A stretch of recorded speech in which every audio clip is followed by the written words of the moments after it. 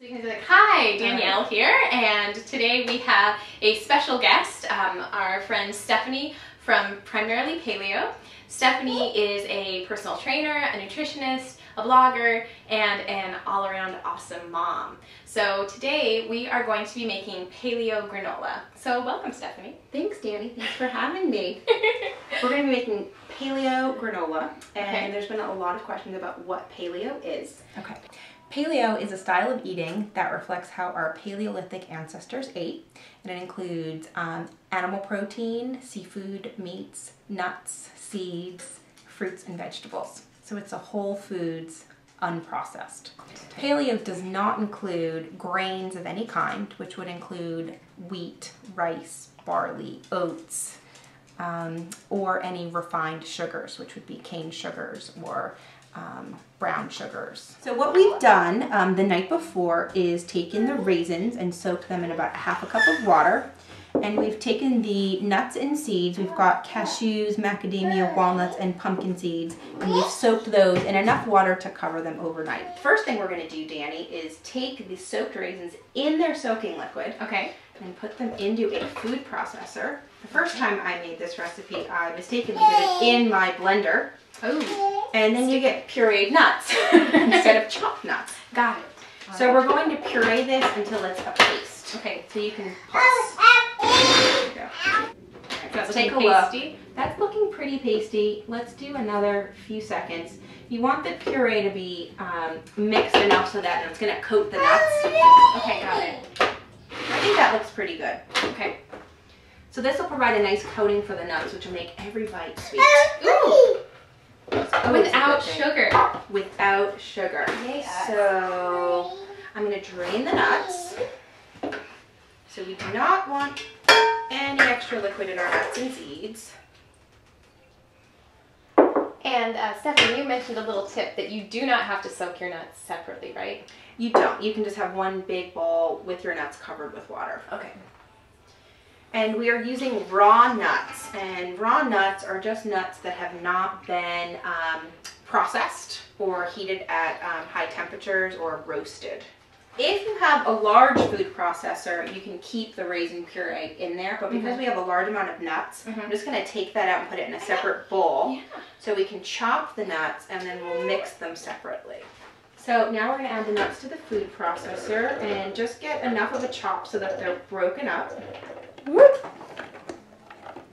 Luckily we have a dog. Yes. Bio Roomba. Anything that falls. The pumpkin seeds, and these are really, this is the Australian kind, isn't it? Because it's really big. Chop up really nicely and almost look oaty. So I'm going to do this in small batches so that we can control the size of the nuts as they get chopped and we don't puree any of them. So this is what we're looking for. Everything's broken up.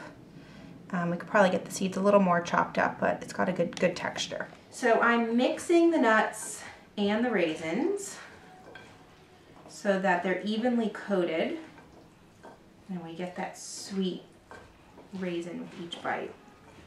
So we have two options.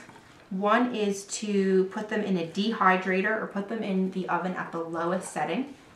If you have a convection oven, you can turn that on because that will circulate the air and help dry them out. Or we can cook them, what did I say? You can cook them at 250 for 45 minutes. So you can cook them at 250 degrees for about 45 minutes, but I would taste them and make sure that they're crunchy enough to your liking. Yeah, so we've got a baking sheet lined with parchment paper. Not just any parchment paper, it's Martha Stewart parchment paper. Very fancy. It's super fancy. And then we're going to spread the granola into a thin single layer. At this point we will add cinnamon, but you can use any other spices. What are you doing? I think you found your feet. Did you lose them? All right. So through the magic of television, here's the internet.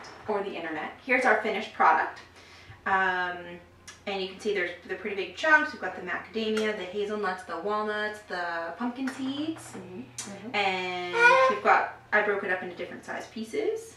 And Ruby would like to taste some. Would you like to taste this one?